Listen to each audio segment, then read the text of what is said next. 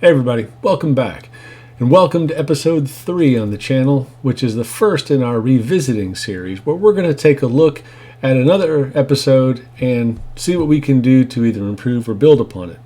Today we're building upon episode 2, which was our navigation episode. While filming that episode, I came up with another idea, and I wanted to present it here as a video. So today we're going to take our simple navigation and we're going to expand it so where it is a two-tier navigation, not unlike the navigation done in some of our Visual Studio applications. All right, well, let's get started.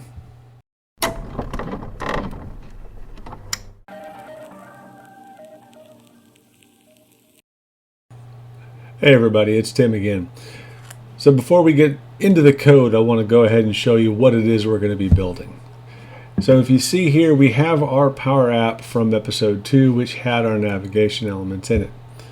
But this time it's changed a little bit. So we can see here that as we click an element, instead of navigating to another screen, we bring up a submenu.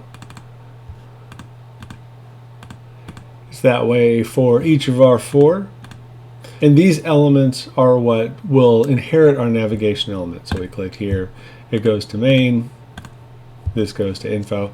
I have the links buried in there, but you can see that we do transfer over to different pages. So how do we do this? Well, let's take a look. So we see here we have our app on start again, which is where we had established our data in the other episode. We still have our colors, but we have a few new things. So the first thing you see is that we have a show sub navigation variable. And that's going to be a Boolean that we're going to be used to control the visibility of our subnodes. Looking at our collection, you see that the structure has pretty much remained the same. After all, I did take this from the other Power App. What we do have, though, is 2 new properties in our collection. We see them right here. Node parent ID and actual node number. Node parent ID is our parent hierarchy relationship number. This is our primary key, foreign key relationship between our navigation nodes. We see here main info below it. You will note that these are set as 0 because these are our parent nodes. All right. We'll get to what actual node number means, but we're going to default that to 0 in every one. So you see here info 0 0 0 0 and bad. Our last of our original nodes you see again ID 4, but parent ID 0. Below that we have added in more elements into our navigation, and these elements are our SubNav elements. So we see here the very originally named main sub 1. Again, same structure because it's the same collection, but you'll notice the change here now, node parent ID 1. Which one is ID 1? If we scroll back up, you will see that main has the node ID of 1. And so there's your relationship. That's how we are going to link these nodes to each other. So main sub 1 and main sub 2 both have a parent ID of 1. Info, which was our ID number 2, has parent ID 2, and so forth. And so we've added into our collection our sub nodes. Of course, it is a collection. You could do this in code if you needed to. So for these nodes, I have done them manually in the collection. Okay, but that's our data change. Now, what do we do with that? So we go to our component, and you see that, again, we have our same main navigation gallery. We've added a subnav, and I will go ahead for now, so we can see this. I'm going to go set this to true.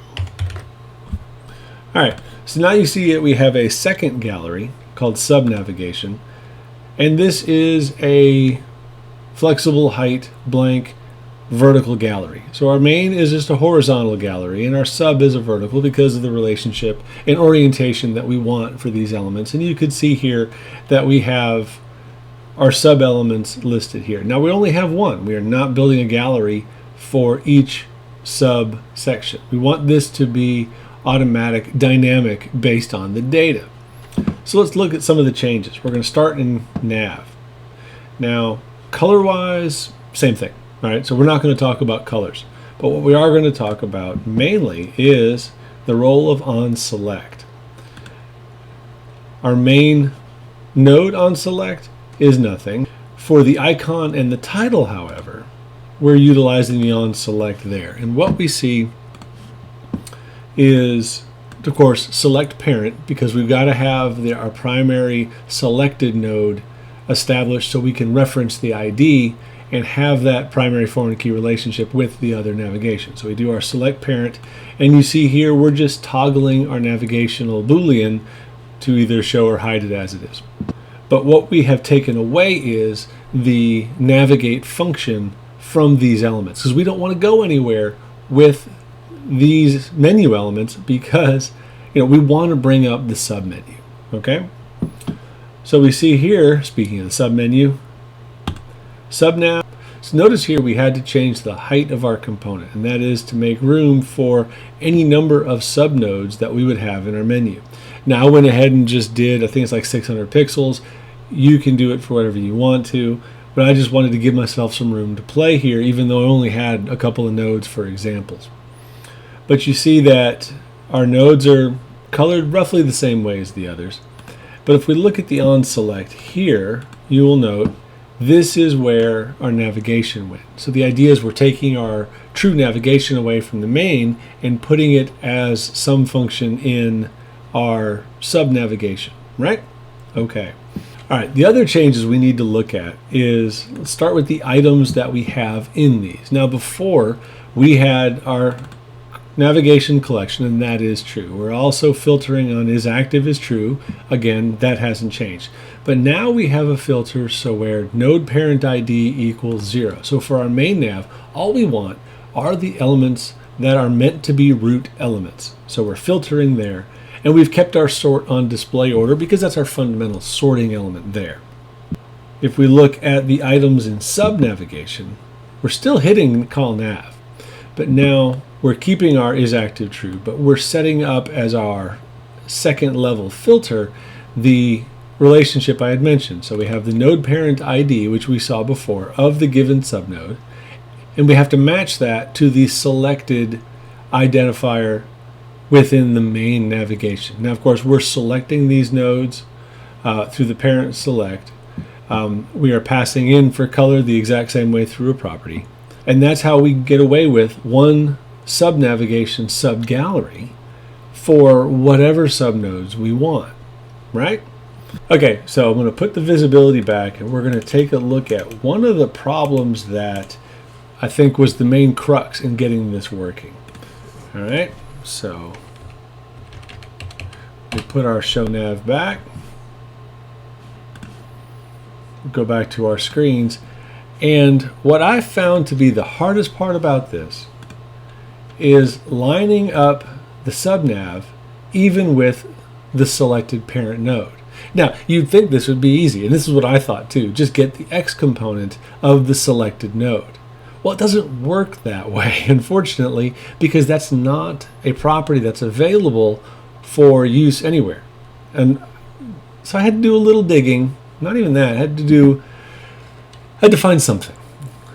So I had to find a way to figure out which node sequentially I was clicking. Now, we have a couple things in our data.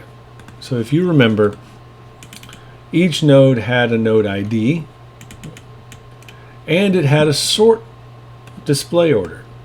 Now, both of these could have been used if we are for sure using the first 1, 2, 3, 4, 5, 6 identifiers for our parent nodes. I didn't like using that because my thought is, well, what happens if I have to add in a 5th and a 6th main nav element? But I've already ordered, as you see here, main sub 1, its ID is 5. Now I got to go and change all of my subnodes. I didn't want to do that. So I needed a way to identify that I had numbers 1, 2, 3, 4, 5, or 6 if needed be, but those identifiers for the nodes shown in the parent. And that's what we're hiding here in actual node numbers. Let's take a look at how we populate that. Buried underneath here, after we fill everything in, we do a little collection manipulation. Now, you can't do an iterator, you can't set a variable, and you can't even use the add function in a for all. So you can't do like a for loop where you have the I variable just incrementing as you go through. So how am I going to get a sequential number? Well, one thing you can do in a for all loop is count rows. So I was like, okay, all I have to do is set up a collection. We'll call it collection counter. We'll make it something extremely simple. I really don't care what's in it. I just need a record. Next, I make a new collection and I use the navigation root elements sorted by display order. The sort is important because if they're out of order, you want to make sure you have them done properly and in the correct order. With that, I simply loop through my nav nodes and I patch my navigation collection looking up that particular element in my for all, and I set actual node number to the count row of the counter collection. All right, so I know in this case I start off, I have one row. As soon as I do it, I put ahead a collect and add another row in to that collection. So I'm just adding the most basic and simple rows to my collection for the sake of an iteration counter. It's not pretty, but you do what you got to do with Power Apps when you have a limited code base like this. But to save memory, I make sure when I'm done, I clear it because I no longer need it. Because of the patch exercise, I have set this actual node number variable for, well, not for the sub nodes, but for the parent nodes, and now I can use that. So what does that do for me? Well, there's something I know if we look at our component. Our SubNav, so we have to change the X property. That we could set that. We just can't reference it, right? So if we look at X, we see that it is set to the actual node number property that we just set from the selected node in the parent navigation -1.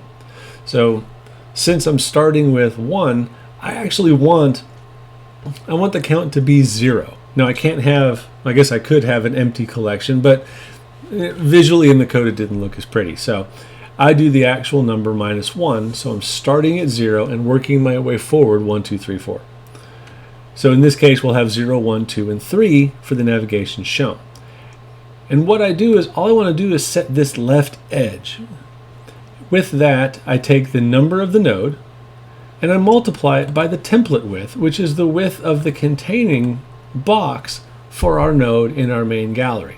So with a little bit of math, that X property